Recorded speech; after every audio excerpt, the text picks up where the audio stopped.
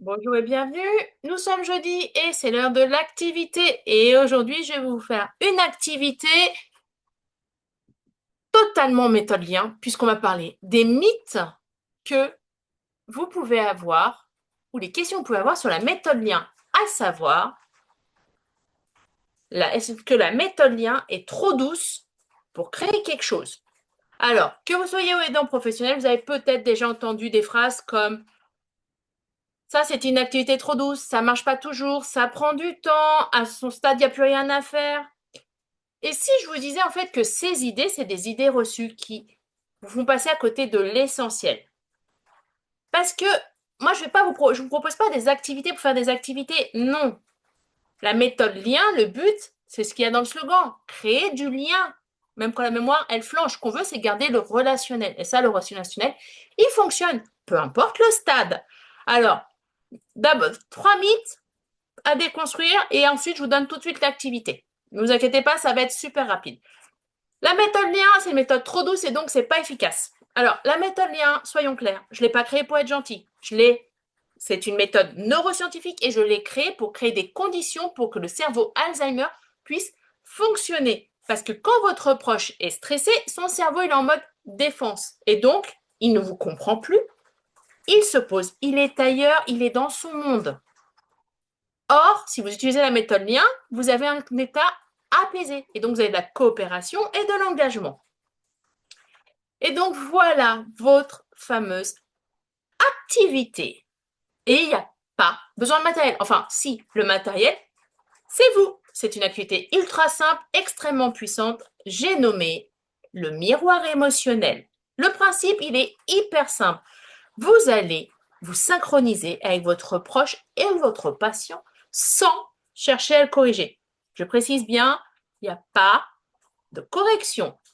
Pourquoi ça marche en fait sur un cerveau Alzheimer?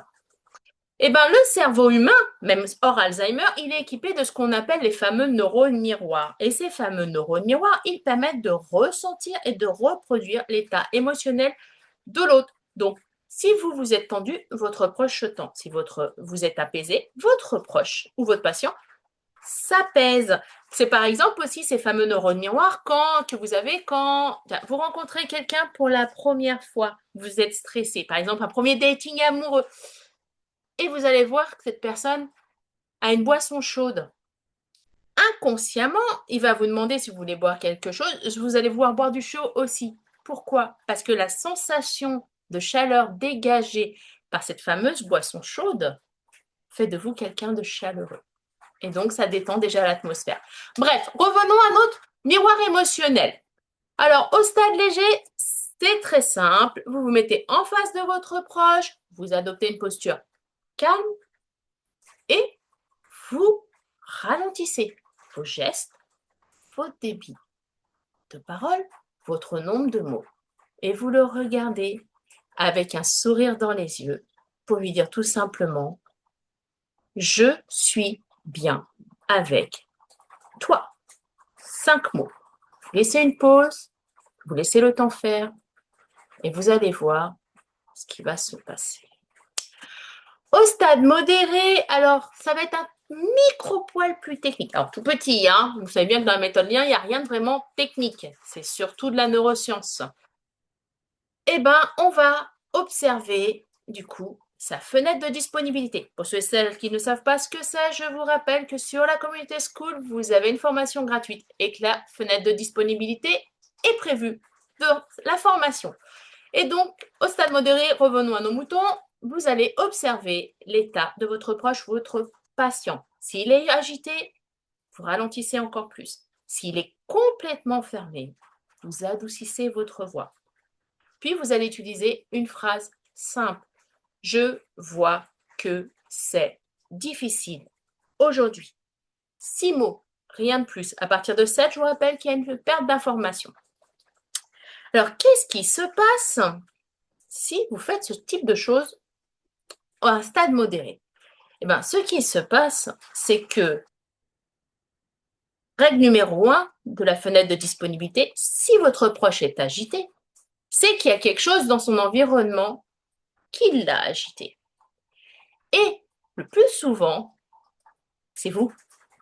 Vous, les dents familiales ou le professionnel, vous êtes agité sans vous en rendre compte et vous avez transmis par vos neurones miroirs votre posture, votre ton de voix, vos gestes, votre agitation.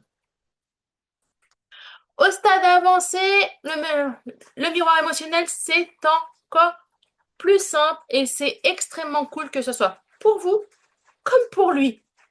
Il n'y a pas de mots. C'est encore plus pratique. Vous vous asseyez à côté de la personne. Ensuite, alors tout dépend de son caractère, mais en général ça se passe relativement bien. Vous pouvez poser doucement votre main sur la sienne et respirer lentement. Et là, c'est le corps, votre corps, qui va faire tout le travail des neurones miroirs sur le corps en écho en face. Point clé à retenir du miroir émotionnel, ne cherchez pas à changer votre proche, votre patient. Non, c'est vous que vous devez changer. Votre état, c'est votre état à vous qui va influencer le sien.